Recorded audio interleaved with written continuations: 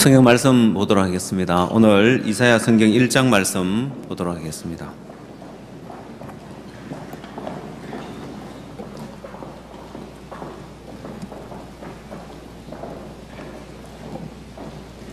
이사야 1장 10절 말씀부터 제가 읽도록 하겠습니다.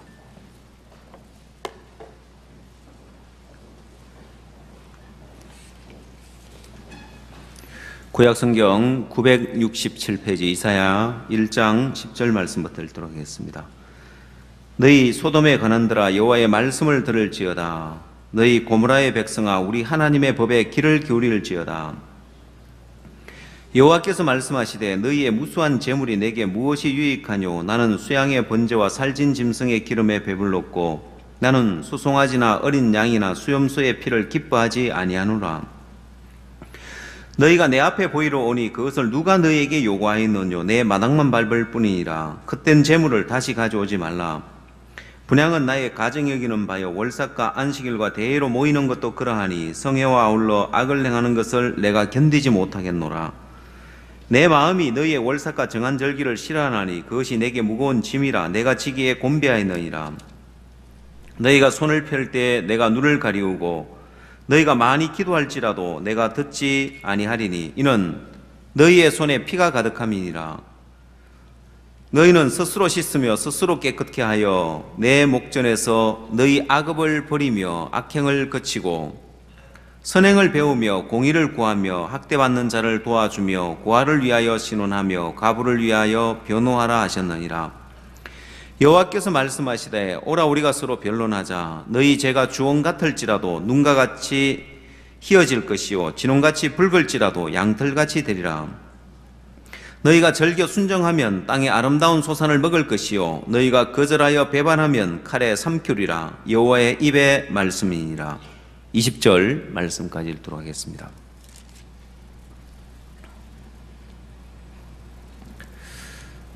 우리가 영의 세계에 길을 가고 신앙을 배운다는 것은 이 영은 살아있는 것이기 때문에 율법의 세계하고 다른 것입니다. 율법은 정확하게 이렇게 돌비에 새겨진 그 율법의 기준이 딱 있습니다. 그 기준에 도달하면 이제 되는 것인데 이 영의 세계는 율법처럼 그렇게 굳어 있고 고정되어 있는 것이 아니라 이 영의 인도라는 것은 바람이 임의로 불매 네가 어디서 와서 어디로 가는 것을 알지 못한 것 같이 성령으로 난 자는 다 이러하니라 했던 것처럼 하나님의 영의 인도라는 것은 법에 매여서 틀에 짜여져 있는 그런 인도가 아니라 하나님의 뜻을 따라서 하나님이 인도하시기 때문에 그 영의 인도를 받으려면 늘 우리의 생각과 우리의 판단이 버려져야 되고요. 또 우리가 지난날 해왔던 경험으로 따를 수 없는 것이 영의 인도입니다. 지난번에 이렇게 했으니까 이번에도 이렇게 하면 되겠지. 이게 아니라 하나님의 영의 인도는 우리에게 우리가 지금까지 가보지 않았던 길로, 새로운 길로, 또 새로운 역사로 하나님 늘 새롭게 이제 우리를 인도하십니다. 우리가 이번에 이제 칸타타를 통해서 보면 참 감사한 것이 작년까지 우리가 작년에 새로운 시도를 이렇게 했었습니다. 그전에는 칸타타 하면은 표 분배하고 이 표 이제 처리하기에 이렇게 바빴는데 작년에 처음으로 이제 우리가 국제청소년연합 후원회를 이렇게 만들면서 정말 우리 지역 사회에 있는 어려움 가운데 처해 있는 그런 지역 주민들 또 청소년들 이런 사람들에게 이런 공연의 기회를 주자고 해서 후원회를 했어요. 참 은혜롭게 잘 됐었습니다, 보면은. 그래서 작년에 이제 처음으로 이제 우리가 그런 시도를 하면서 많은 분들이 이렇게 후원을 하셨고 또 많은 청소년들을 칸타타 공연을 볼 수 있도록 그렇게 우리가 후원을 해 주었습니다. 그 작년처럼 이제 올해도 이제 작년처럼 하면 되는 것이 아니라 하나님 우리를 늘 새로운 길로 이렇게 인도하셔요. 그래서 올해는 우리가 칸타타 자리 채우고 표 팔고 후원 받고 이게 목적이 아니라 항상 우리가 하는 모든 일의 목적은 복음을 전하기 위한 목적이고 하나님을 나타내기 위한 목적인데 하나님이 올해는 이제 복음을 전할 수 있는 이제 새로운 또 이제 길로 하나님 우리를 인도하시는 걸 볼 수 있는데 우리가 이제 칸타타를 하기 전에 제가 우리 이번 모임 때 칸타타를 칸타타라고 생각하지 말고 대순도 집회라고 생각을 하자고 했습니다. 어떤 전도사님이 그런 간증을 하더라고요. 교회에서 하는 모든 행사는 대순도 집회다. 귀국 발표를 하든 칸타타를 하든 월드교회 모든 걸 그렇게 대순도 집회라고 생각한다고 이렇게 형제자매들과 같이 이렇게 마음을 나눈 이야기를 들으면서 저도 그걸 바로 이렇게 수입을 했습니다. 왜냐하면은 사도 바울이 1만 스승이 있다고 이야기를 했거든요. 이 사람이 마음이 높은 사람은 뭘 보면 알 수 있냐면 마음에 스승이 없어요. 왜? 자기가 잘났기 때문에 배울 게 없고 말입니다. 자기보다 이제 표면적으로 잘나 보이는 사람, 자기보다 위에 있는 사람한테서나 배우지 다른 데서는 배우지를 못하는데 사도 바울은 1만 스승이 있다고 했습니다. 그것은 사도 바울이 모든 데서 지혜를 얻고 이제 배웠다는 거거든요. 자기를 믿는 마음이 무너지고 정말 자기가 아무것도 아니라는 사실을 발견하면 배울 거리가 참 많고 배울 곳이 참 많아요. 그 또 배우면 그게 얼마나 또 유익이 되는지 그 한 전도사님의 어떤 이야기지만은 제가 이제 그 이야기를 그대로 배워서 교회 안에 와서 이야기를 했습니다. 이 칸타타를 칸타타라고 생각하지 말고 대순도 집회라고 생각을 하자. 그럼 여러분 대순도 집회를 하면 대순도 집회 때 사람들 자리 채우고 뭐 대순도 행사 마치면 됩니까? 그게 목적이 아니죠. 대순도 집회의 목적이 뭡니까? 복음을 전하는 게 목적이잖아요. 그럼 우리가 이제 칸타타도 빈 좌석 없이 표 팔아서 이제 뭐 자리 채우고 후원 받아서 자리 채우고 칸타타 은혜롭게 하는 그게 목적이 아니고 복음을 전해야죠. 그럼 복음을 전하려고 보니까 야, 그러면 칸타타를 통해서 어떻게 복음을 전하냐? 그러면 우리가 그동안 성경 공부를 했던 분들, 그동안 가정 집회에 초청했던 분들, 이런 분들을 다 초청해 와서 앉히고 그동안 우리와 연결되어 있던 분들을 초청해야 그 다음에 수양회도 초청하고 또 그 다음 가정 집회도 하고 복음과 연결될 거 아니에요.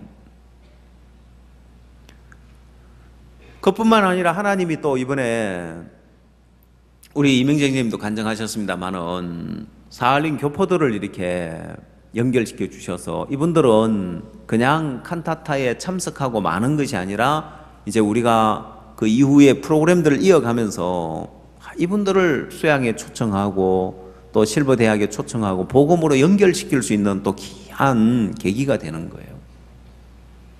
어제 이제 장년회를 하는데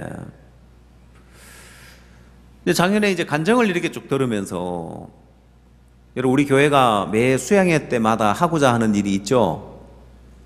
수양회 때마다 하는 일이 뭐죠? 매 수양회 때마다 100명씩 늘려서 이제 데려가는 게 이제 우리 수양회 때 하는 일이잖아요, 그죠? 그래서 지난 이제 작년 이제 겨울부터 시작해서 100명씩 늘려갔는데 어제 이제 간증을 들으니까 올해는 형제자매들의 마음이 너무 당연한 듯이 100명을 더 데려가는 게 너무 당연한 게 돼 있고 주일학교부터 뭐 실버까지 뭐 100명 더 데려가는 거 뭐 어렵냐면서 다들 마음에 이제 이 믿음이 이제 커져가지고 야 그게 어떻게 되냐 이게 아니라 다들 그렇게 데려갈 믿음을 갖고 있는데 근데 뭐라고 이야기하냐면은 근데 한 가지 100명 뭐 우리가 이렇게 초청해가지고 가는 건 이제 마음의 믿음들이 다 생기니까 다들 이제 믿음 갖고 있는데 근데 200명이라고는 하지 말자 이야기를 했다 하더라고요. 보니까 제가 그 이야기를 듣는데 얼마나 감사한지 야 이제 우리 형제자매들 마음에 매 수양회 때마다 100명씩 더 데려가는 게 아니라 200명씩 데려갈 그 마음도 가지고 있구나. 그래서 옛날에는 아니 수양회 때마다 어떻게 100명씩 더 데려가. 그 우리가 이제 600명에서 시작해서 이제 700명, 800명 됐으니까 이제 올 겨울에는요 900명이죠. 내년 여름 되면 드디어 우리가 이제 1000명을 두고 이제 기도하게 되어지는데 참 감사하죠. 예, 옛날 같으면 우리가 상상할 수 없는 일들인데 우리가 믿음으로 발을 내딛고 나아가면 하나님 우리에게 늘 새로운 길을 여십니다. 보면은 하나님은 우리 가운데서 일을 하고 싶어 하는데 우리가 우리 틀 안에 갇혀 있기 때문에 우리 수준 안에서의 일만 경험을 하는 거예요. 틀을 깨고 나오면 하나님 우리에게 얼마든지 일을 할 수 있는데, 우리가 작년 칸타타는 송도에 있는 글로벌 대학 이제 강당에서 칸타타를 했습니다. 그리고 거기는 이제 장소가 이제 크죠. 보면은 2회 공연했으니까 뭐 3,600석 정도 되는데, 원래는 예술회관이 이제 1,300석밖에 안 됩니다. 그리고 칸타타가 시작되고 난 다음에 첫 주에는 이 스태프들이 손발이 안 맞아 철수하고 이걸 다시 무대를 설치하고 이게 이제 빨리 안 되기 때문에 첫 주에는 2회 공연을 하는 게 굉장히 어려운 거예요. 그래서 우리 인천도 1회 공연만 잡혀 있는데, 1회 공연이 잡혀 있는데 제가 걱정을 했습니다. 왜냐? 아니, 우리가 작년에 3,600석을 채웠는데 2회 공연해서 채웠는데 이번에 1회 공연하는 거 1,300석만 채우면 어떤 마음이 들겠습니까? 여러분 마음이 어떤 마음 들겠어요? 야, 이건 뭐 누워서 떡 먹기다 그냥. 그렇게 생각하면서 너무 편하게 생각하겠죠, 그죠? 그러면 믿음으로 마음을 넓히는 것이 아니라 오히려 축소되어지죠. 제가 우려하는 것은 형제자매들이 믿음으로 발을 내딛고 나가야 되는데, 이게 퇴보하는 거는 나중에 다시 믿음으로 가려고 하면 참 힘들어지는 거예요. 그래서 제가 부탁을 했습니다. 인천에 꼭 2회 공연하게 해달라고. 왜냐하면 형제자매들이 믿음으로 하지 않으면 어렵고 이제 어려움 없이 부담 없이 쉬운 길로 가면 망하는 길이거든요. 항상 부담스러운 길을 가야 그게 복된 길인데, 그래서 이제 합창단에게 특별히 부탁을 해가지고 꼭 좀 2회 공연할 수 있게 해달라고. 그 2회 공연을 하려고 하니까 이제 시작부터 스태프들이 손발이 맞아야 되겠죠. 그래서 이제 문일여고 강단을 빌려가지고 스태프들이 미리 연습을 하는 거예요. 그 다음 또 조건이 또 하나 있었습니다. 강릉 공연을 마치고 이제 인천으로 오는데 그 이제 무대를 다 뜯어서 분해해서 오면은 조립하는데 시간이 걸리니까 그걸 그대로 싣고 올 수 있도록 트레일러 2대분을 더 이제 감당을 하라는 거예요. 아, 그거야 얼마든지 하지요. 우리가 2회 공연만 할 수 있다면은. 그래서 이제 그런 과정을 거쳐서 2회 공연을 하게 되었습니다. 근데 이번 칸타타 때는 제가 이제 뭐 한 게 아무것도 없었어요. 선교회 이제 총회 일을 하느라고 저는 이제 늘 서울에 이제 가서 있고, 형제자매들이 일을 다 준비를 했는데 마치고 우리 전사님이 하는 이야기를 들으면 제가 참 감사했던 게 뭐라고 이야기를 하냐면은, 아이고 목사님 정말 아슬아슬했습니다 하고 이야기를 하는 거예요. 그게 뭐냐면은 VIP석이나 로얄석에 사람들이 너무 많이 와가지고 자리가 모자라면 어떡하나 싶어가 조마조마했다는 거예요. 자리가 텅 비어가지고 채워지지 않아서 조마조마한 게 아니라 너무 많이 오면 어떡할까 싶어가지고, 원래 이제 이 표를 우리가 이제 발매를 할 때 100%를 딱 발매하면은 혹시 뭔 일이 있어가 못 오면 그 자리가 비잖아요. 보면은 그 표를 조금 더 발매를 해요. 그건 어디든지 마찬가지입니다. 비행기 항공사에서도 항상 이제 표를 더 이제 오버부킹을 이렇게 해 놓는데, 우리 이번에는 이제 조금 많이도 안 하고 조금만 더 이렇게 해놨는데, 그러니까 거의 이제 표를 산 사람은 거의 다 왔다고 보면 되죠. 보면은 자리가 가득히 채워져 있고, 또 칸타타를 통해서 모두가 이렇게 감동을 받고, 또 오늘 사할린 교포들이 이렇게 감동받고 기뻐했다는 모습을 보니까 참 감사하고, 또 그분들이 앞으로 우리 교회와 연결되고 수양에 연결될 걸 생각할 때가 또 참 소망스럽고 이제 그런 마음이 들어집니다. 여러분, 이 믿음의 길은 어려움 없고 부담 없이 편안하게 가는 게 좋은 것이 아니라, 어려움도 있고 핍박도 있고 고난도 있고, 그 다음 또 우리 안에서 한계도 계속해서 넘어가야 되는 거예요. 영적으로 이제 타락된 것은 도덕적인 이제 타락이라는 것이 있고 영적인 타락이라는 게 있습니다. 그러니까 영적인 타락은 한마디로 믿음으로 살지 않는 그게 이제 타락된 겁니다. 믿음에서 떠나버리고 믿음으로 살지 않는 그게 이제 영적으로 타락된 건데, 영적으로 타락되어지면은 나타나는 증상들이 이렇게 있어요. 하나님은 우리 육체에 어떤 병이 걸리면은 그 병에 따라서 나타나는 증상들이 이렇게 있습니다, 보면은. 그래서 나타나는 증상을 보면은 어떤 병에 걸렸는지 알 수 있도록 증상이 있는데, 영적으로도 그렇습니다. 자, 이제 도덕적인 타락은 이제 눈에 보기에 나타나기 때문에 누구나 알 수 있습니다. 도덕적으로 이제 타락된 건 방탕하게 살고, 엄란하게 살고, 정욕을 쫓아 살고, 남에게 사기치고, 도둑질하고. 자, 이런 것들은 금방 알 수 있죠. 보면 도덕적인 타락은 눈으로 보기에 금방 알 수 있는데, 영적인 타락에 대해서는 사람들이 잘 알지를 못합니다. 자, 여러분, 영적으로 타락된 사람의 대표적인 사람, 도덕적으로 영적으로도 타락되고 도덕적으로 타락된 사람이 있고, 영적으로 타락됐지만은 아직 도덕적으로는 타락되지 않은 사람이 있습니다. 자, 이런 사람들이 이제 문제인 거예요. 도덕적으로 봤을 때, 외형적으로 봤을 때는 반듯하게 사는데, 영적으로 타락돼 있는 사람들이, 이런 사람들이 이제 교회 안에 많아지게 되면 교회는 육으로 흘러가게 돼 있고, 영적으로 타락되어서 그 교회가 복음적인 교회가 아닌 이제는 행위적이고 종교적인 어떤 그런 쪽으로 흘러가게 돼 있습니다, 보면은.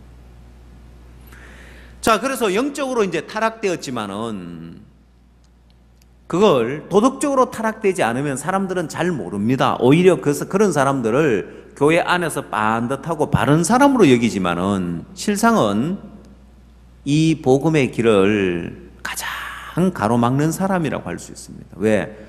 영적으로도 타락되고 도덕적으로도 타락된 사람은 다 압니다. 아이고, 저 사람 사는 게 저렇게 엉망이고 도덕적으로 저렇게 타락돼 사는데 그 사람 따를 사람 아무도 없어요, 보면은.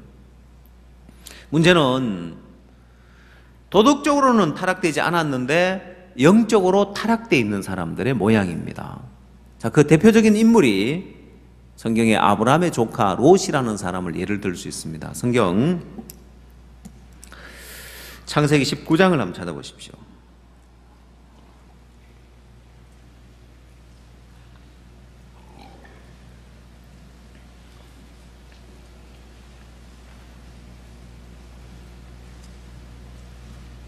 창세기 19장 1절.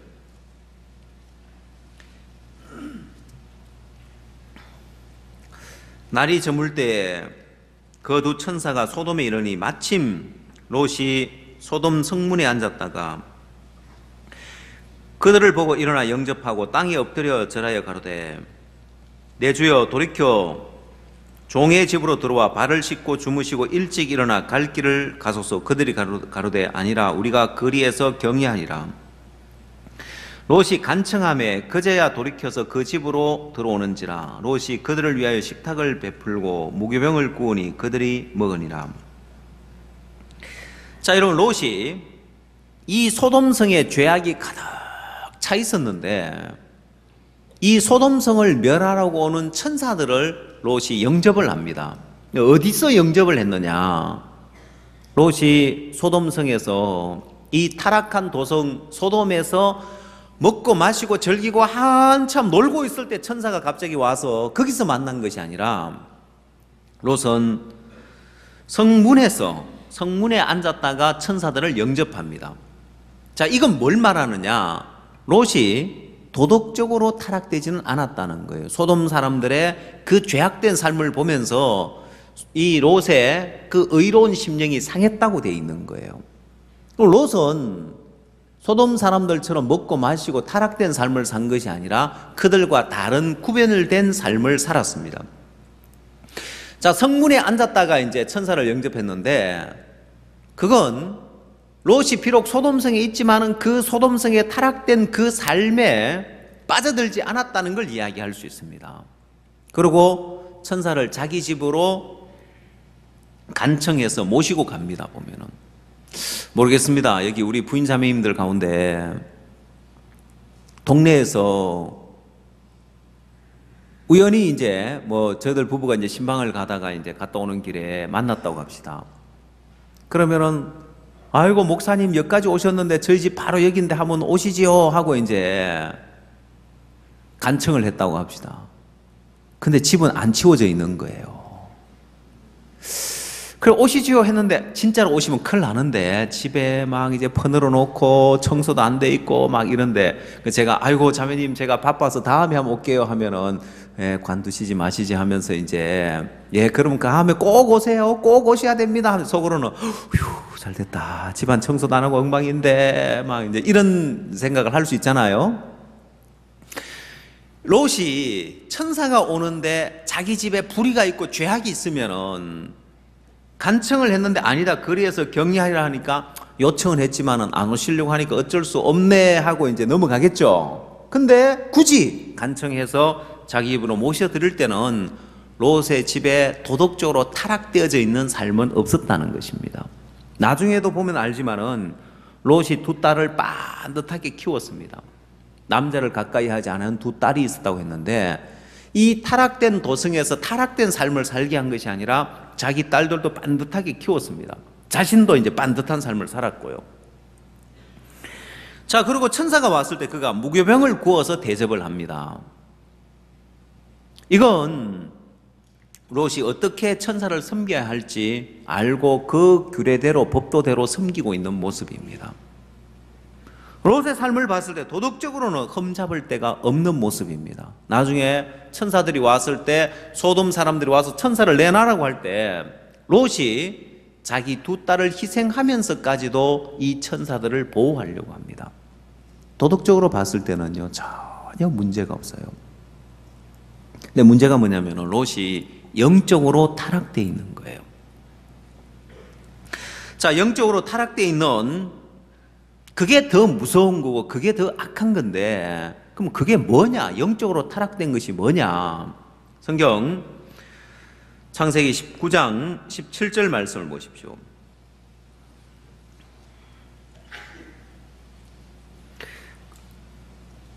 그 사람들이 그들을 밖으로 이끌어낸 후에 이르되 도망하여 생명을 보존하라. 돌아보거나 들에 머무르거나 하지 말고 산으로 도망하여 멸망함을 면하라.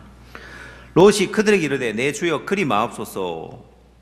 종이 주께 은혜를 얻었고 주께서 큰 인자를 내게 베푸사 내 생명을 구원하시오나 내가 도망하여 산까지 갈 수 없나이다. 두렵건대 재앙을 만나 죽을까나이다. 자, 이게 이제 영적으로 타락된 사람의 모습입니다.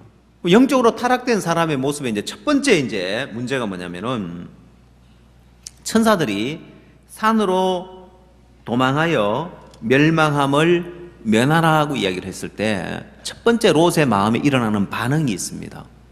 첫 번째 롯의 마음에 일어나는 반응이 18절에 롯이 그들에게 이르되 내 주여 그리 마옵소서. 자, 천사가 이미 결정을 내렸고 좋은 길을 인도하는데 그 앞에 롯이 자기 생각을 이야기하고 자기 판단을 이야기하는 거예요. 내가 도망하여 산까지 갈 수 없나이다. 두렵건대 재앙을 만나 죽을까 하나이다. 그러면서 20절 보소서 저 성은 도망하기 가깝고 작기도 하오니 나로 그곳에 도망하게 하소서. 이는 작은 성이 아니니까 내 생명이 보존되리라. 자, 소알로 가기를 요청을 합니다. 천사가 이야기를 하고 있는데 롯이 그 앞에서 자기 생각과 자기 판단을 이야기하고 결국 자기 생각과 자기 판단을 따라갑니다. 이게 영적으로 타락된 사람의 모습인 거예요. 그 다음 산으로 도망하라 했을 때 내가 산까지 갈 수 없다고 이야기를 합니다.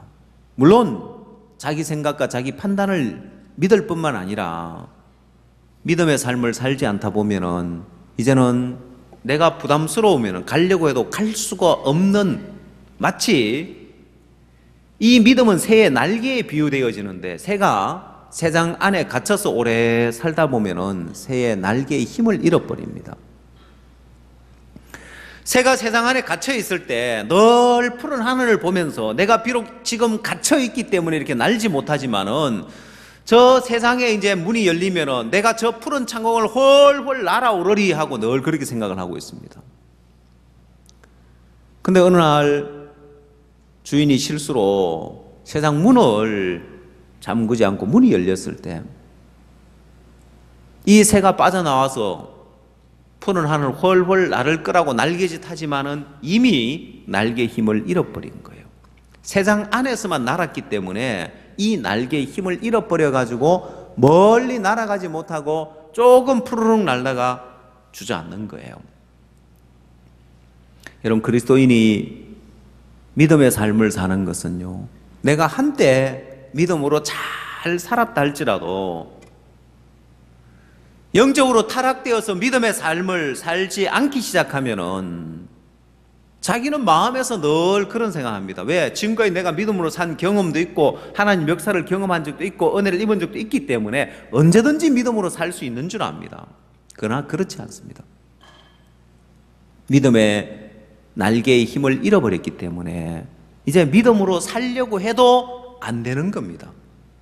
믿음으로 살 수 있는 기회가 왔고 살아야 되는데도 안 되는 거예요. 그게 이제 영적으로 타락된 사람의 모습이라는 거예요.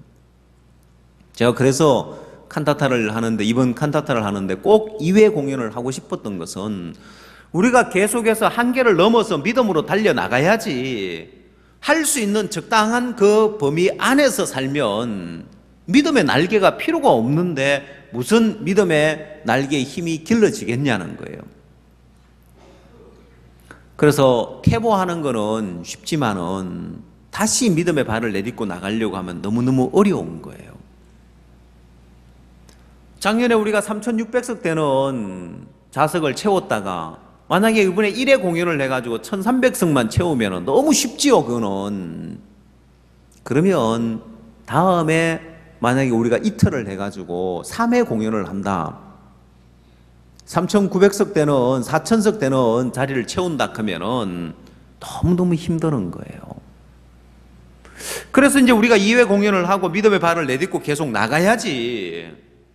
또 수양회도 우리가 매년 100명씩 늘려가면서 믿음의 발을 내딛고 나가면, 어제 제가 작년에 간증을 들은 것처럼 이번에는 온 교회가 다 주일학교부터 실버까지 뭐 100명 채워가는 건 뭐 크게 어려운 일 아니고 당연히 그렇게 할 일로 마음의 믿음으로 받아들이고 다들 소망을 갖고 있더란 이야기를 들을 때,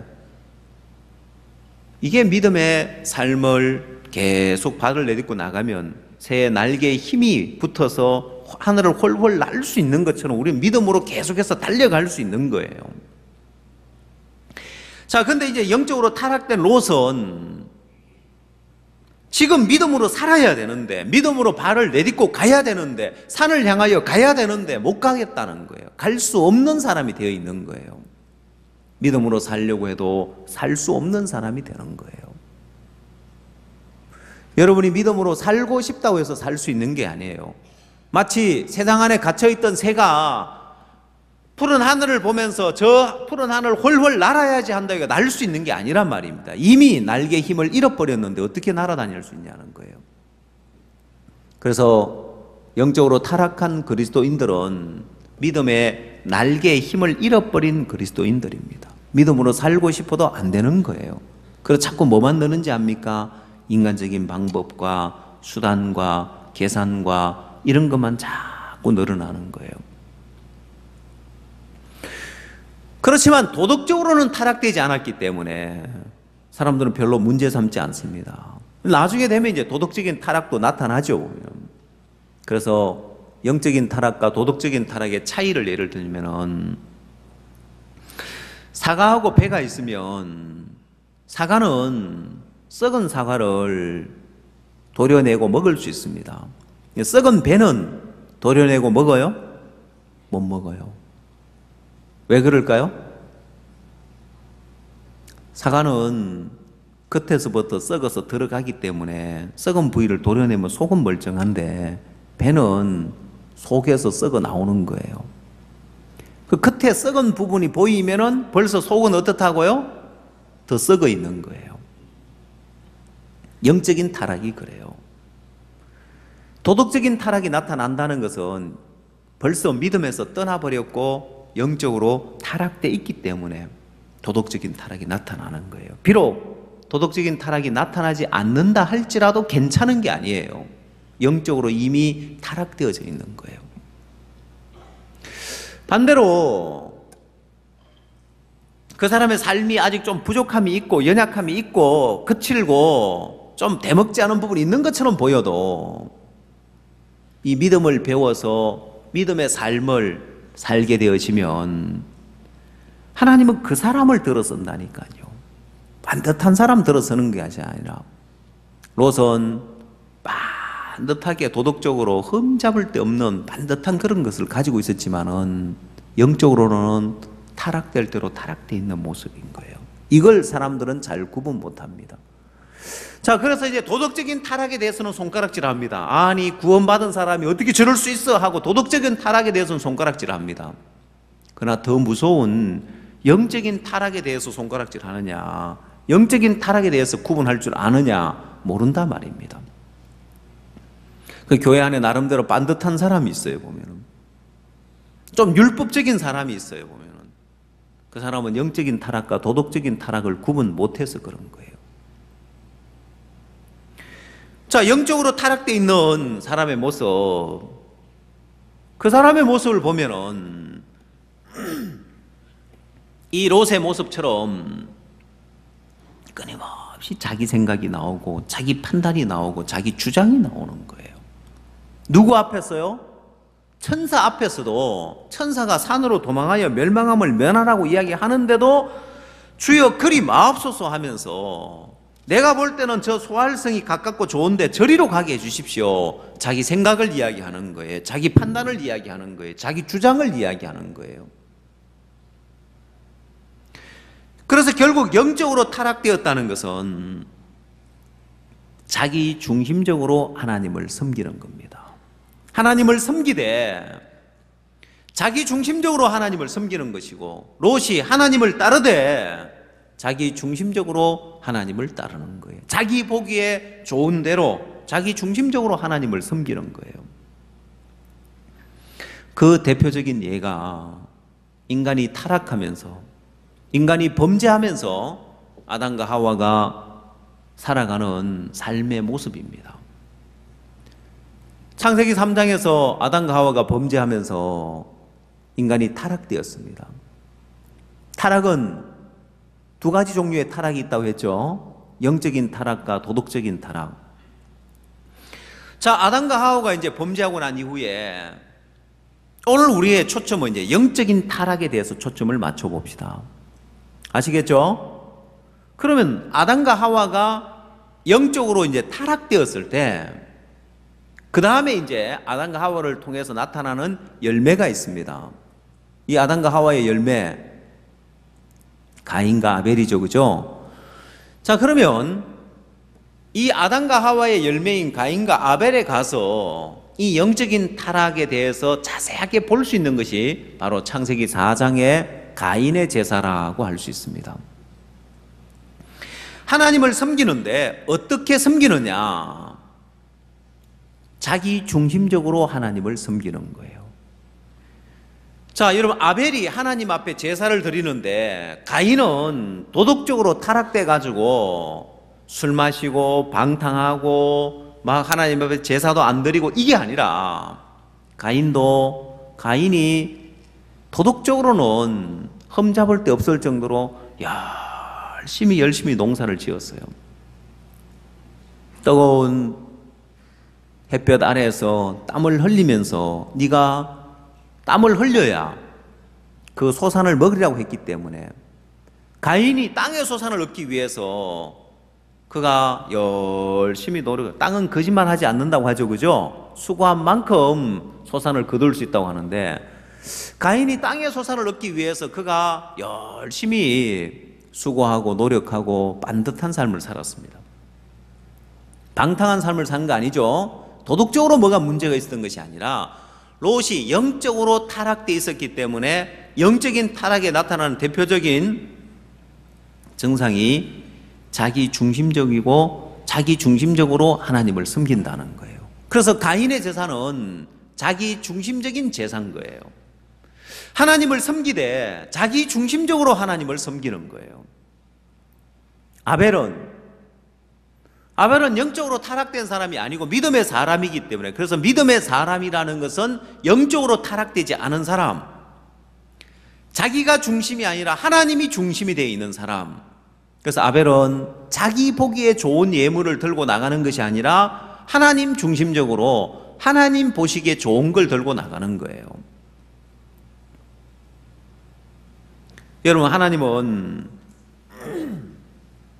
살아계신 하나님입니다. 그래서 우리가 하나님을 섬기려면은 내가 보기에 좋은 걸 들고 나가야 되는 것이 아니라, 내가 보기에 좋은 걸 들고 나가야 되는 것이 아니라 하나님이 뭘 원하는지 하나님 보기에 좋은 걸 들고 나가는 거예요. 그걸로 섬기는 거예요. 하나님 살아계시기 때문에. 죽은 사람한테 제사 드릴 때 제사상은 그냥 있는 거 없는 거 그냥 제사 예식대로 다 갖다 놓지만은 산 사람 생일상을 차릴 때는 그분이 뭘 좋아하는지 뭘 맛있어 하는지 알고 차리고 알고 섬겨야죠.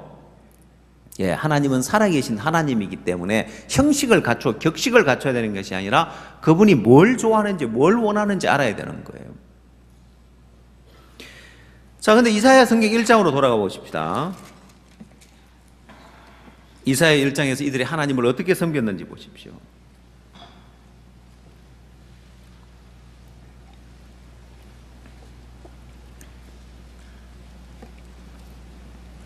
이사야 1장 10절, 너희 소돔에 가는들아 여호와의 말씀을 들을지어다. 너희 고무라의 백성아 우리 하나님 법에 귀를 기울일지어다. 여호와께서 말씀하시되 너희의 무수한 재물이 내게 무엇이 유익하뇨?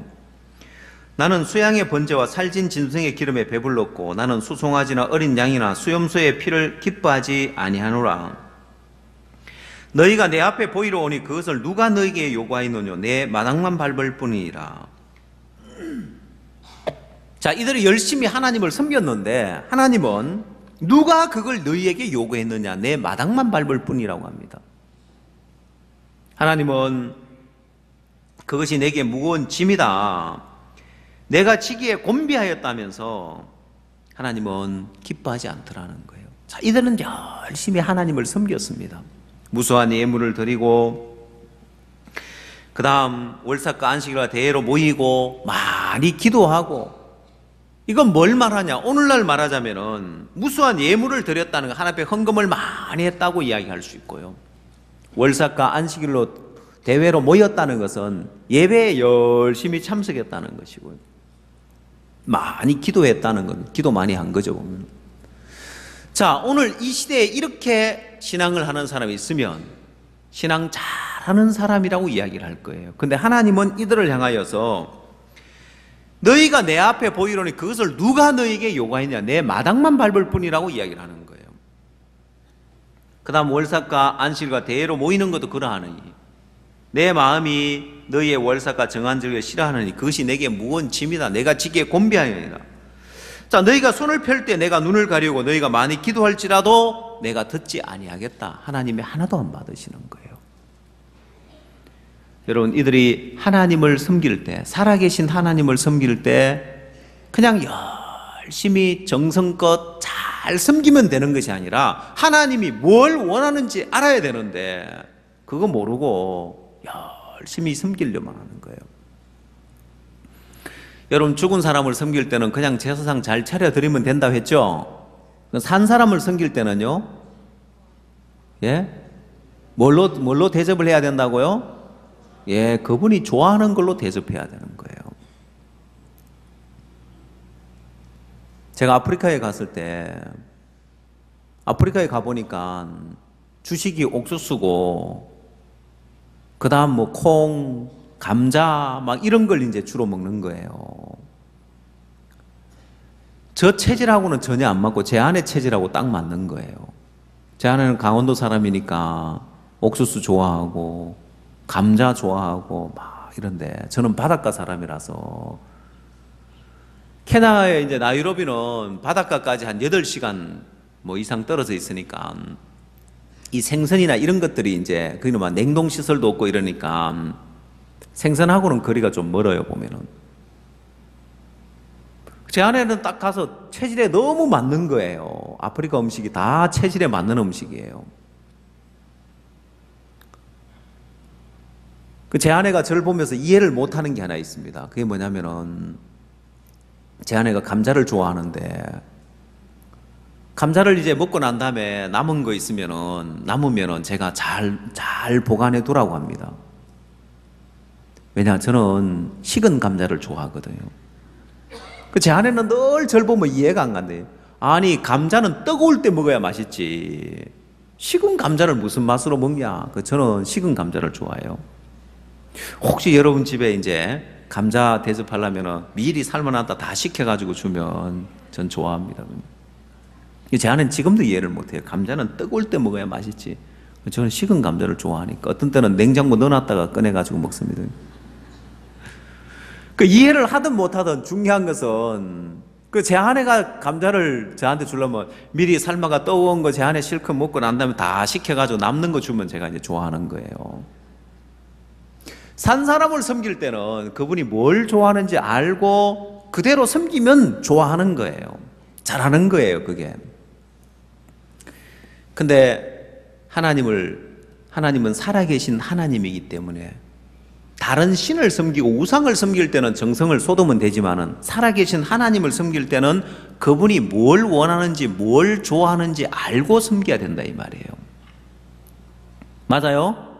근데 오늘 이사야 성경 1장에 나오는 이들은 열심히 하나님을 섬기고 정성껏 하나님을 섬기는데 하나님 하나도 기쁘게 못하는 거예요. 하나님이 뭘 원하는지 뭘 기뻐하는지 모르고 나름대로 열심히 정성만 쏟고 있지 하나님이 뭘 원하는지 모르고 있는 거예요. 자, 그래서 하나님이 원하는 게 뭐냐? 이사야 1장 18절 말씀에서 하나님이 뭘 원하는지를 밝히고 있습니다.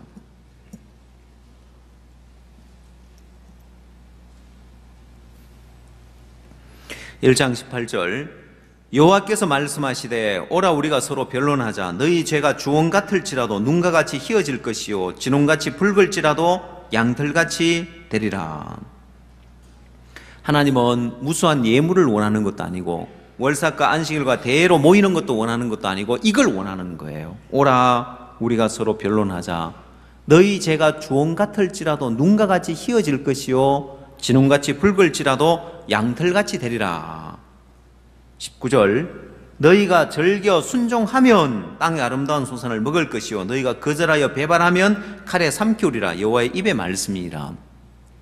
하나님이 원하는 게 뭐냐?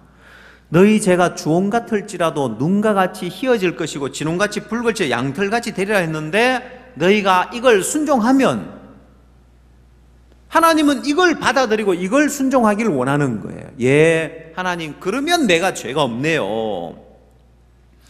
주님이 내 죄를 너희 죄가 주홍 같을지라도 눈과 같이 희어질 것이요 진홍같이 붉을지라도 양털같이 되리라. 예, 아멘. 그러면 주님이 예수 그리스도가 내 죄를 위하여 십자가에 죽으시고 내 죄를 눈처럼 이게 양털처럼 이게 씻어 놨으면 내가 죄가 없네요 하고 순종하면 이게 무수한 예물을 드리는 것보다도 월삭과 안식일과 대회로 모이는 것보다도 하나님을 더 기쁘게 하는 게 되는 거예요.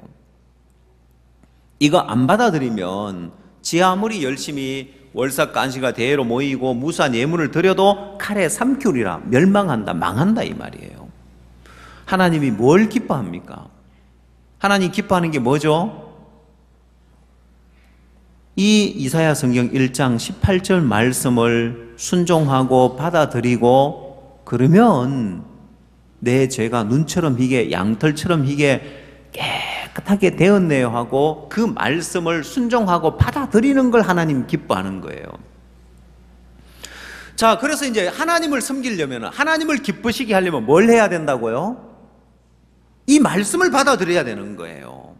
그리고 주님이 눈처럼 희게, 양털처럼 희게 깨끗하게 씻어놨으면 내가 의인된 게 맞네요, 내 죄가 없습니다 하고 이 소리 하는 게 하나님을 잘 섬기는 거고 하나님을 기쁘시게 하는 거란 말입니다.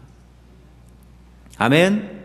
예. 자, 그래서 이제 우리가 구원을 받았습니다. 그래서 우리가 하나님을 기쁘시게 하는 자가 됐는 거예요. 하나님의 자녀가 됐는 거예요. 이건 확실하게 알겠죠, 여러분? 자, 그 다음에 또 하나 있습니다. 그 다음 우리가 삶 속에서 신앙생활을 하면서 하나님을 기쁘시게 하는 게 뭐냐?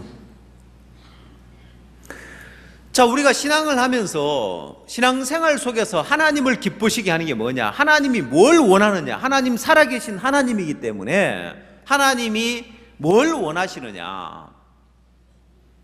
결과부터, 답부터 이야기하자면은 하나님은 믿음의 소리를 하기를 원하십니다. 뭘 원하신다고요? 예, 믿음의 소리를 하기를 원하시는 거예요. 하나님은 그걸 기뻐 여기시고 그걸 받으신단 말입니다. 다른 것 아니고 우리가 믿음의 소리를 하기를 원하는 거예요. 우리는 늘 형편의 소리를 하고 살아왔습니다. 근데 내가 이제 하나님을 섬기려면, 하나님을 대접하려면 형편적인 소리 말고 믿음의 소리를 하기를 원하는 거예요. 지난주에 우리가 술 맡은 간원장과 떡국 내은 간원장에 관한 이야기를 잠시 했었습니다. 바로 왕이 요셉이 꿈을 하나 해몽했다고 애굽의 모든 권한을 넘기고 총리를 시킨 것이 아니라 애굽 왕이 본 것이 있단 말입니다. 이미 떡 굽는 간원장과 술 맡은 간원장이 어떻게 될 것을 요셉이 이미 알았습니다. 떡 굽는 간원장은 매어 달리고 술 맡은 간원의 전직을 회복할 것을 요셉이 이미 알고 있더라는 거예요. 여러분, 임금은, 그 왕이 그 결정을 내릴 때 신하들 중에서도 이해하지 못하는 사람이 많았을 것입니다. 아니, 둘이 똑같이 죄를 지었는데 왜 술 맡은 간원장은 전직을 회복하고 떡 굽는 간원장은 매어 달리냐? 근데 그걸 정확하게 꿰뚫어 보고 있는 사람이 있었습니다. 그게 요셉이었습니다. 떡 굽는 간원장이 왜 매어 달렸느냐? 그가 잘하려고 하는 거예요. 각종 구운 식물을 올려가 자꾸 잘하려고 하는, 임금이 원하는 걸로 섬기는 것이 아니라 자기가 보기에 좋은 걸 잔뜩 얹어가지고 임금을 섬기고 잘하려고 하는 거예요. 자기 중심적으로 섬기는 거죠. 근데 술 맡은 간원장은, 술 맡은 간원장도 역시 그 전에는 자기 중심적으로 좋은 걸 가지고 임금을 잘 섬기려고 하다가 임금이 원하는 게 뭐냐? 임금이 받은 게 뭐냐? 포도즙이었습니다. 자, 내 앞에 포도나무가 있고 거기에 가지가 있고 열매가 있기로, 포도송이가 있기로 내가 바로에, 내 손에 바로에 잔이고 그걸 짜서 바로에게 드렸다는 거예요. 여러분, 그건 술 맡은 간원장으로서 절대로 내놓을 수 없는 술이라고 할 수 있습니다. 적어도 왕 앞에 술을 대접하려면은 뭐 어디 산 몇 년 묵은 포도주, 또 어디에 뭐 백포도주, 어디에 무슨 술, 이런 걸 내놔야지 무슨 포도즙을 짜다 줘요. 어린아이도 아니고. 그러나 임금이 그걸 원한다면 자기 생각 버리고 자기 판단 버리고 그대로 그냥 그거 들고 나갈 수 있는, 그게 자기 중심적인, 영적으로 타락된 데서 벗어나서 임금이 중심이 되어 있는 모습입니다. 그 사람은 삽니다. 바로 왕이 알고 있는 영적인 세계, 바로 왕만이 이해하고 있는 이 세계를 요셉이 똑같이 정확하게 그걸 꿰뚫어 봤다면은 내 마음에 합한 자다, 내 나라를 저 요셉에게 맡겨도 되겠다고 해서 나라 전부를 맡겨버리잖아요. 자, 거기서도 우리가 술 맡은 간원장이 살 수 있었던 것, 자기 보기 좋은 것으로 섬기는 것이 아니라 임금이 뭘 원하느냐, 정말 보잘것없지만은 임금이 그걸 원한다면 그걸로 섬기면 되는 거예요. 맞아요, 여러분? 그게 전직을 회복하고 그게 임금을 기쁘게 하는 것이었습니다. 그럼 오늘 여러분이 주님을 기쁘시게 하는 게 뭔지 압니까? 아주 쉽습니다. 오늘 하나님을 기쁘시게 하는 길, 그게 뭐냐? 성경 히브리서 11장을 한번 찾아보십시오.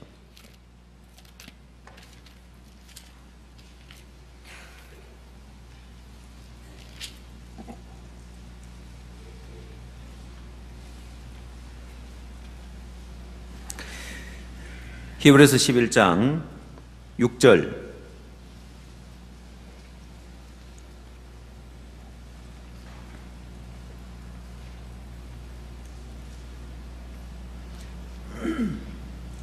히브리서 11장 6절입니다. 믿음이 없이는 기쁘시게 못하나니 했습니다. 자, 하나님을 기쁘시게 하려면 뭐가 있어야 된다고요? 예, 이 말씀에 믿음이 없이는 기쁘시게 못하나니, 하나님께 나아가는 자는 반드시 그가 계신 것과 또한 그가 자기를 찾는 자들에게 상 주시는 이심을 믿어야 할지니라 했습니다. 믿음이 없이는 기쁘시게 못하나니 라고 돼 있지, 내 인간적인 성실이나 열심이나 반듯함이 없으면 하나님을 기쁘시게 못한다, 이런 말은 없죠. 그렇죠? 자, 믿음이 없이는 기쁘시게 못하나니, 하나님 앞에 나가서 하나님을 기쁘시게 하려면 뭐가 있어야 된다고요? 믿음이 있어야 되는 거예요. 그리고 믿음의 소리를 할 수 있어야 되는 거예요.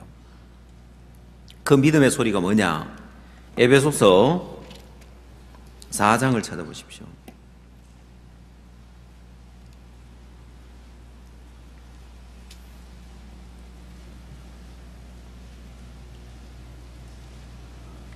(4장 13절) 에베소서 4장 13절입니다.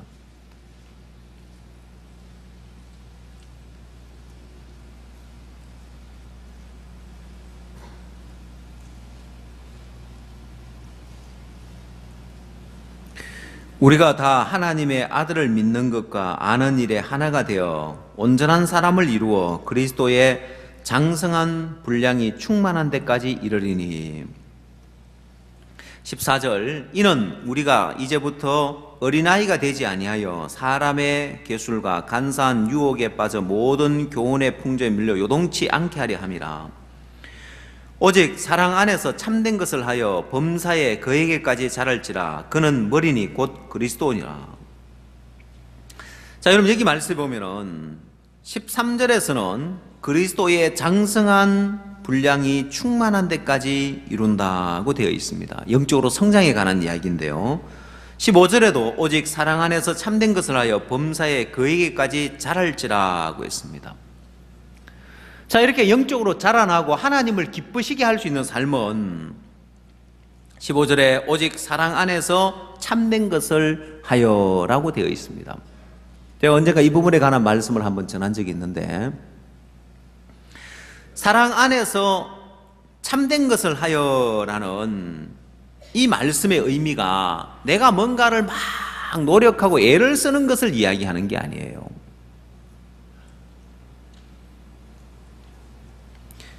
자, 여기서 사랑 안에서 참된 것을 하여라는 것은 참된 것을 말하는 것을 이야기합니다. 참된 것을 말하는 거예요. 사랑 안에서 진리를 말하며. 그래서 영어 성경에 보면은 speaking true in love라고 되어 있습니다. 진리를 말하는 거예요. 사랑 안에서 진리를 말하는, 이게 이제 영적으로 성장하는 거고 범사에 진리를 말하는 거예요. 우리는 지금까지 어떻게 살아왔느냐? 범사에 우리는 형편을 보고 형편적인 소리를 하고 살아온 거예요.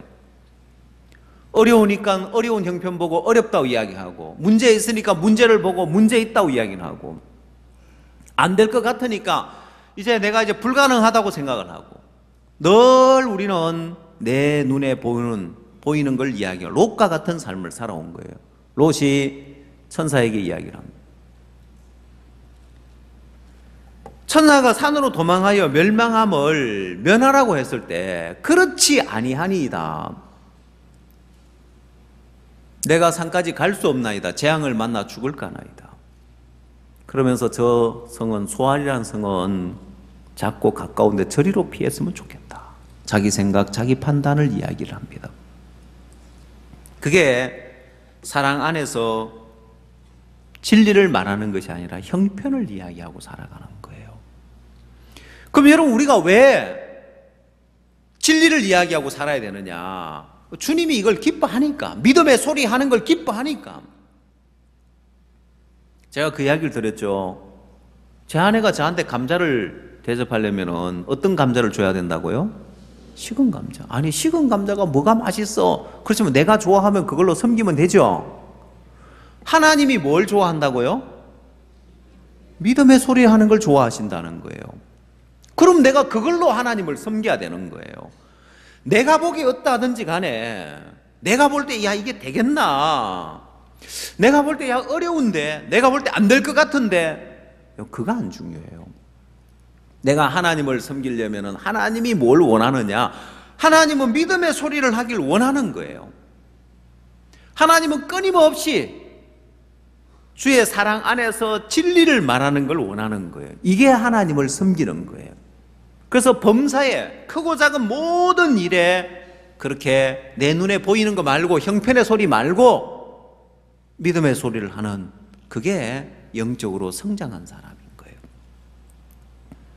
그래서 영적으로 성장이 안 된 사람은 어떤 부분에 가다가 믿음의 소리 한마디 하지만은 대부분의 삶의 형편의 소리, 자기 속에서 올라오는 소리 이야기를 하는 거예요.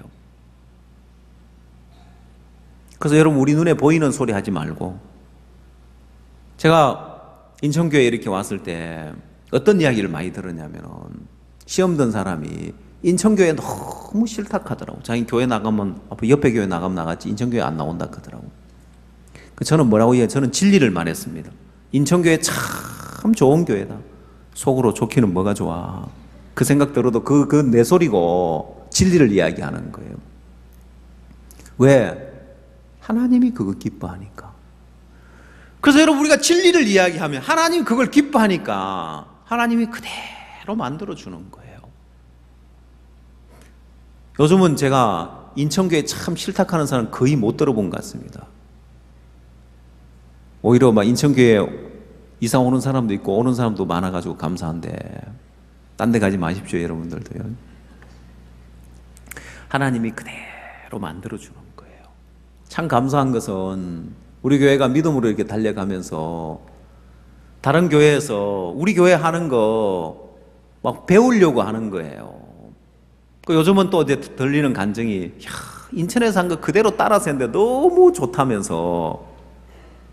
어제도 이제 사역자 모임에 이렇게 가서 우리 또 사역자들 만나니까, 이제 우리가 작년보다 업그레이드 된 칸타타 준비, 작년에는 자리 채우고 표 팔고 막 후원받고 여기만 신경 썼는데, 올해는 우리가 대등도 집회로 생각하면서, 이 행사만 끝나는 것이 아니라 끝나고 난 다음, 칸타타가 끝나고 난 다음에 우리가 새로운 사람을 얻는 데 초점이 맞춰져서 참 감사하다고 하니까, 또 그대로 따라 해야 되겠다 하면서 이제 그렇게 이제 이야기를 하더라고요.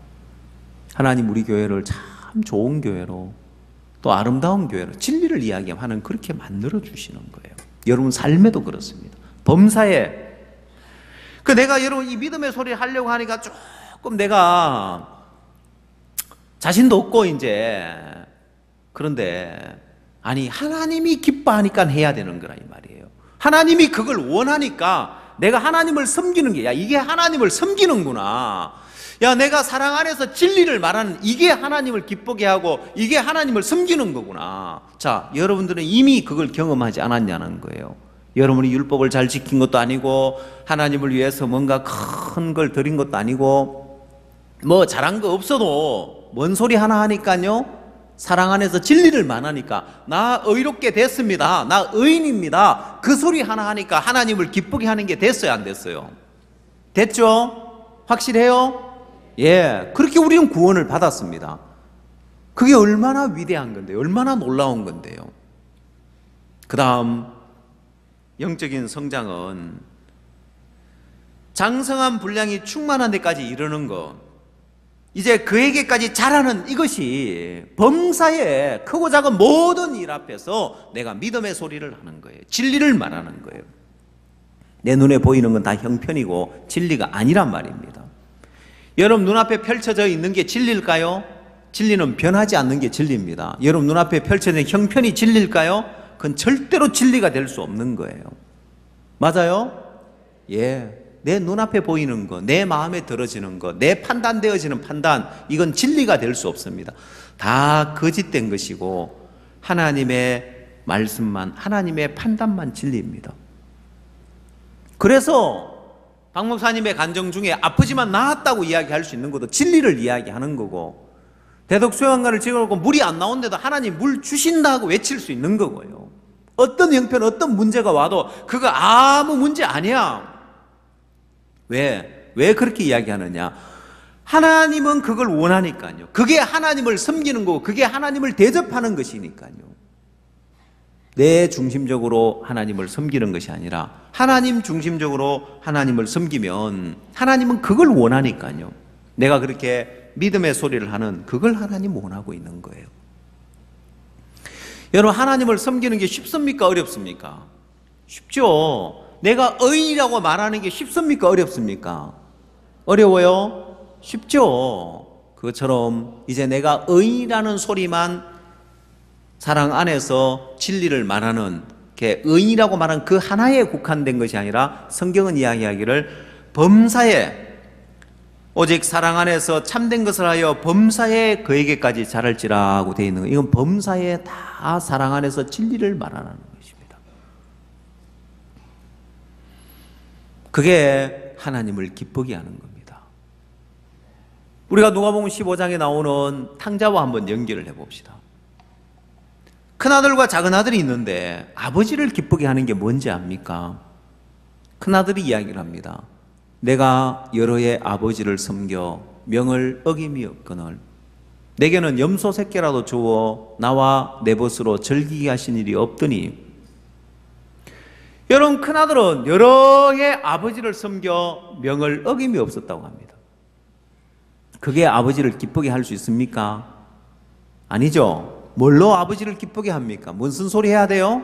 사랑 안에서 진리를 이야기해야 되는 거예요. 그러면 작은 아들이 아버지를 기쁘게 한 건 허랑방탕한 것이 아버지를 기쁘게 한 것이 아니라, 작은 아들이 아버지를 기쁘게 할 수 있는 게 뭐냐? 아버지가 이 내 아들은 잃었다가 얻었으며 죽었다가 살았으니, 자, 이 내 아들이라고 이야기할 때 그게 진리입니다. 근데 작은 아들이 아이고, 내가 아버지 재산을 다 허랑방탕하고 탕진하고 내가 무슨 아버지 아들이야, 품꾼 하나로 보소서 하리라. 아버지 나를 품꾼 하나로 보소서, 끝까지 그 소리 하면 아버지 기쁘게 해요, 못해요? 못하죠. 누가복음 15장을 찾아보십시오. 자, 참 간단한 이치인데 우리가 이걸 신앙에 적용을 하면은 여러분들이 하나님을 아주 기쁘시게 하는 사람들이 될 수 있습니다. 누가복음 15장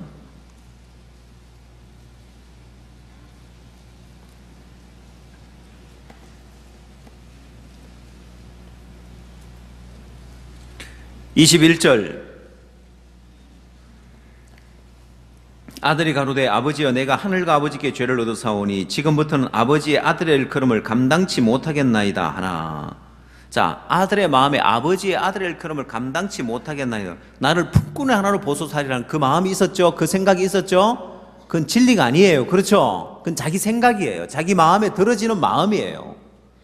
근데 사랑 안에서 진리를 말하는 게 뭐냐? 24절, 이 내 아들은 죽었다가 다시 살아났으며 내가 잃었다가 다시 얻었노라 하니 저희가 즐거워하더라. 이게 사랑 안에서의 진리입니다. 그럼 아들이 뭐라고 이야기해야 돼요? 나 아버지의 아들이라고 이야기해야죠. 그렇죠? 자, 그래서 이 진리를 말하는 이게 아버지를 기쁘게 하는데, 큰아들은 이 이야기를 합니다.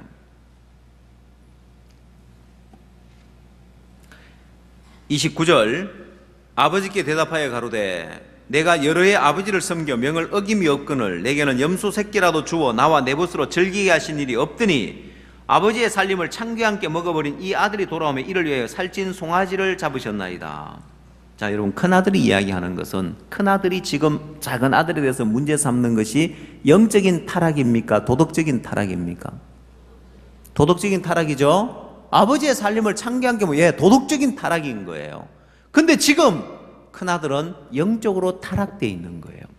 믿음의 소리 못하는 거예요. 형편의 소리, 행위를 가지고 이야기를 할 때 이게 큰아들은 영적으로 타락되어 있는 사람이고, 자, 작은아들이 비록 도덕적인 타락에 빠져 있었지만은 지금 무엇이 바로 잡혀졌느냐? 영적으로 타락된 부분이 바로 잡혀져 있는 거예요. 아버지와 함께 살찐 송아지를 먹고 있으면서 작은 아들의 마음에 사랑 안에서 진리를 말하지 못하면, 나 아버지 아들이라 소리 못하면 그 자리에 못 앉아있고 그 자리에 앉아있는 게 가시방석인 거예요. 아버지의 살림을 창교함께 먹어버린 이 큰아들의 송사가, 정죄가 날라올 때 작은 아들은 꼼짝 못하는 거예요. 그러나 작은 아들 마음에 진리를 말할 수 있는 거예요. 사랑 안에서, 아버지의 사랑 안에서 나 아버지의 아들이라고 이야기할 수 있는 거예요. 근데 지금 큰아들은 어디에 잡혀 있느냐? 도덕적인 타락은 하지 않았지만 영적인 타락에 빠져 있는 거예요. 그 영적으로 타락된 사람이 지금 행위적인 거 문제 삼고 도덕적인 거 문제 삼고 있는, 자신이 영적으로 타락됐다는 걸 알지 못하고요. 아버지는 큰아들의 마음을 바로잡기 위해서 어떤 이야기를 하느냐?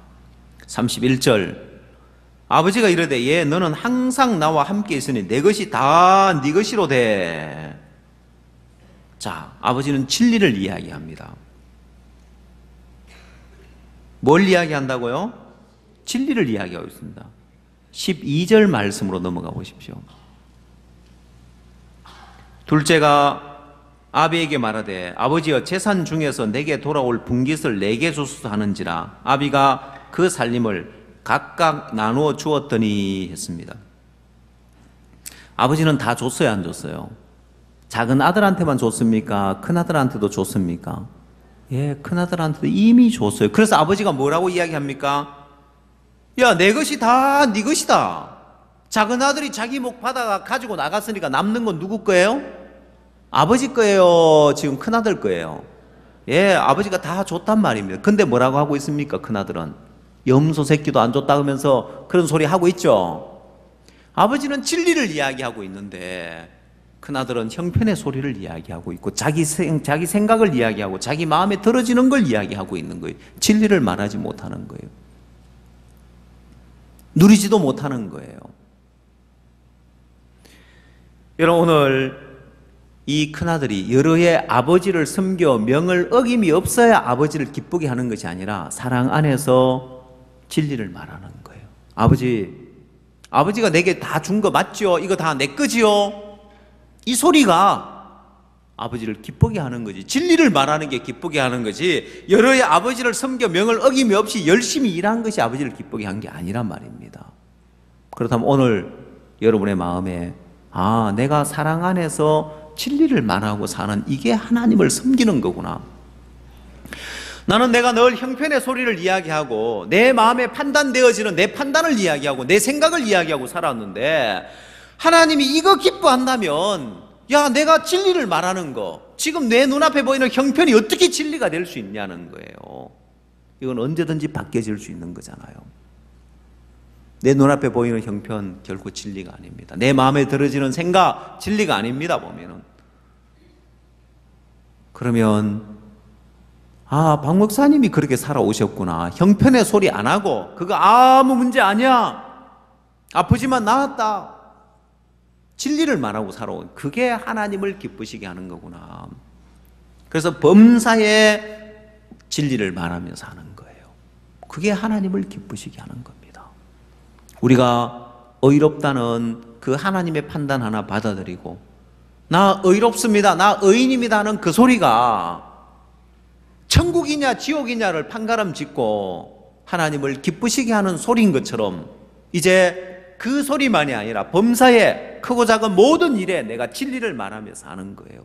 그게 하나님을 섬기는 겁니다. 오라 우리가 서로 변론하자. 너희 죄가 주홍 같을지라도 눈과 같이 희어질 것이요 진홍같이 붉을지라도 양털같이 되리라.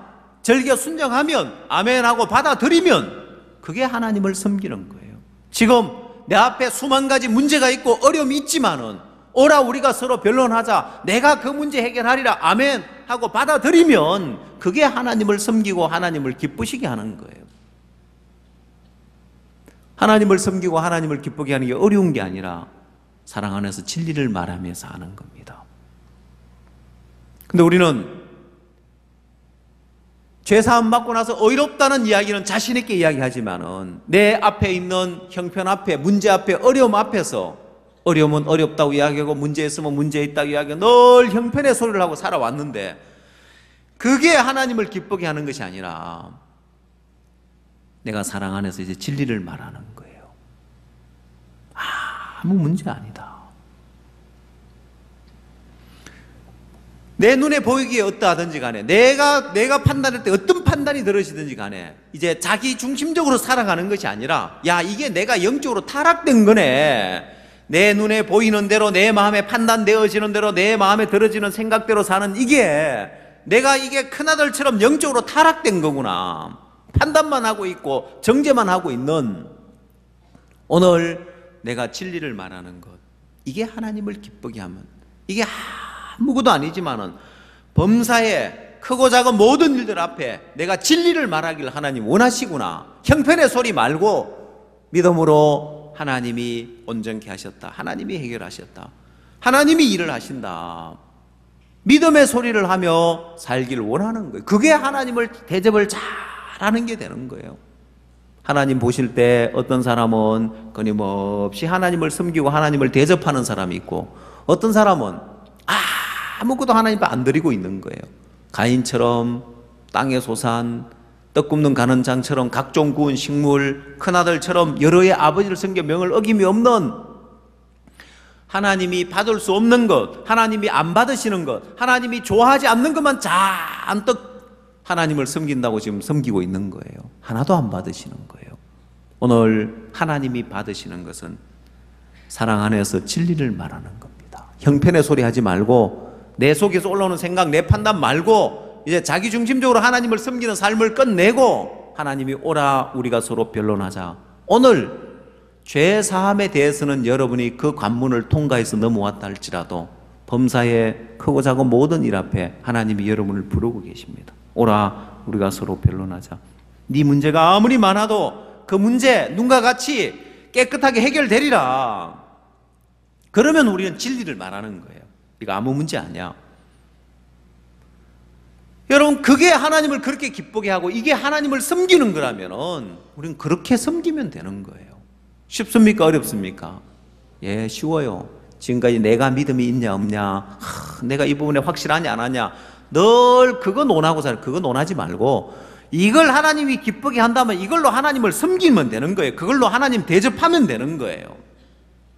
우리는 지금까지 내가 믿음을 가져가지고 완벽하냐 안 하냐 반듯하게 갖추어가 나가서 하나님이 합격 불합격 해가지고 합격이면 역사하고 불합격이면 역사 안 하고 뭔가 하나님 앞에 가서 자꾸 검사를 맡아야 되고 하나님 앞에 가서 막 어떤 시험을 치러야 되는 것처럼 그가 믿음을 갖는 부분에 있어서 야 이만하면 됐을까 안 됐을까 자신이 없는 거예요. 그럼 그게 아니고요.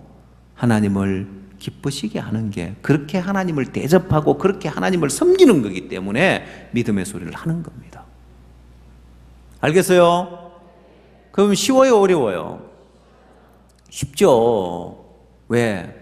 여러분이 하나님 앞에 검사 맡으러 가는 것이 아니라 하나님을 섬기는 거니까 그분이 그걸 좋아한다고 하니까 그게 그분이 그걸 원한다고 하니까 그걸로 하나님을 섬기면 되는 거예요. 맞아요? 예.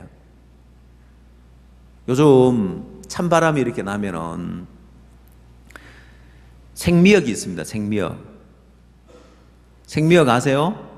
예. 사람들 미역을 이제 데쳐 먹는데 제 아내하고 저는 생미역을 생으로 먹어요. 그 생미역을 참 좋아하는데 이게 철이 아니면 먹을 수 없어요. 그 시장 가면 생미역 얼마 하는지 압니까? 예? 생미역 한 뭉태기 얼마 하는지 알아요? 1,000원, 1,500원만 주면 돼요. 시장 보러 간 자매님 혹시 사모님 뭐 필요한 거 없어요? 예, 생미역 하나 사오세요. 얼마 주면 된다고요? 1,000원만 주면 돼. 뭐 딴 거 더 필요한 거 없어요? 없어요. 근데 막 딴 거 막 잔뜩 사주면은 그게 좋은 게 아니고 제 아내하고 저는 생미역 너무 좋아해가지고 이 생미역 나는 철만 되면 늘 저희 식탁 위에 생미역이 올라와요. 돈도 안 비싸고 좋지요 보면은. 그래 그거 좋아하면 그걸 갖다 놓으면 아 이거 1,000원짜리 이거 그냥 까만 봉다리 담아가지고 이걸 갖다 어떻게 드려? 더 맛있는 거 드려야지. 아니요 딴 거 필요 없다니까요. 쉬워요 어려워요? 예. 하나님을 섬기는 건 그렇습니다. 하나님 섬기면 뭔가 거창하게 하나님을 잘 섬기는 거 말고 하나님 우리가 믿음의 소리를 하기를 원하고 있는 거예요. 사랑 안에서 진리를 말하기를 원하는 거예요. 그래서 우리가 의롭게 되었다 죄 없다는 소리 한 게 하나님의 그렇게 기쁨이 되었던 것처럼 우리 삶의 모든 형편 앞에서 내 눈에 보이는 형편의 소리 하지 말고, 내 판단되는 소리 하지 말고, 롯처럼 자기 마음에 들어지는 소리, 형편의 소리, 자기 중심적인 소리 하지 말고 하나님 말씀 앞에서 진리를 말하고 사는 것, 그게 하나님을 기쁘게 하는 겁니다. 오늘 여러분 마음에 왜 내가 믿음의 소리를 해야 되냐, 이걸 하나님이 좋아하시구나, 이걸 하나님이 제일 좋아하시는 게 이거구나, 그럼 이걸로 하나님을 섬기면 되네. 그래서 내가 삶 속에서 범사에 믿음의 소리를 하고 사는 거예요. 그게 하나님을 기쁘게 하는 거예요. 그래서 제가 어제 장년회 때도 우리 장년들 간증 속에, 이제 우리가 수양회 때마다 100명씩 늘려가는 거 이거 아무것도 아니네, 믿음으로 딱 마음을 넓히고 나니까 너무 당연한 게 돼 있고 믿음으로 다 해나갈 마음을 가지니까 제가 그 이야기를 너무 기쁜 거예요. 우리 형제자매들 마음에 믿음을 갖고 이제 물러나는 것이 아니라 믿음으로 이렇게 넘을 마음 갖고 믿음의 소리를 하는 소리를 들으니까 너무 기쁜 거예요. 하나님은 얼마나 기뻐하시겠습니까? 우리가 믿음의 소리 하는 거, 이제 사랑 안에서 믿음의 소리를 하고 살고 진리를 말하고 사는 거지, 형편의 소리, 내 소리, 내 속에서 올라오는 옳은 판단 전부 다 하나님 받지 않으시는 거예요. 그나들처럼 여러 해 아버지를 섬겨 명을 어김이 없었어도 그 속에서 올라오는 자기 소리, 자기 중심적인 생각, 자기 판단, 아버지가 하나도 받을 수 없는 거예요. 오늘 이사야 성경 1장에 나오는 사람들처럼 정말 영적으로 타락되어져 있으면서 도덕적으로 반듯하게 섬기는 거 하나님이 하나도 안 받습니다. 오늘 먼저 여러분 마음에 내가 그동안 영적으로 타락된 삶을 살아왔네, 내가 늘 형편의 소리를 하고 살아왔구나, 믿음의 소리를 하고 살자. 여러분 마음에 이게 하나님을 섬기고 이게 하나님을 대접하는 거라는 걸 아시고 이걸로 하나님을 섬기시기 바랍니다. 아시겠습니까? 오늘 말씀 여기까지 이야기하겠습니다. 기도드리겠습니다.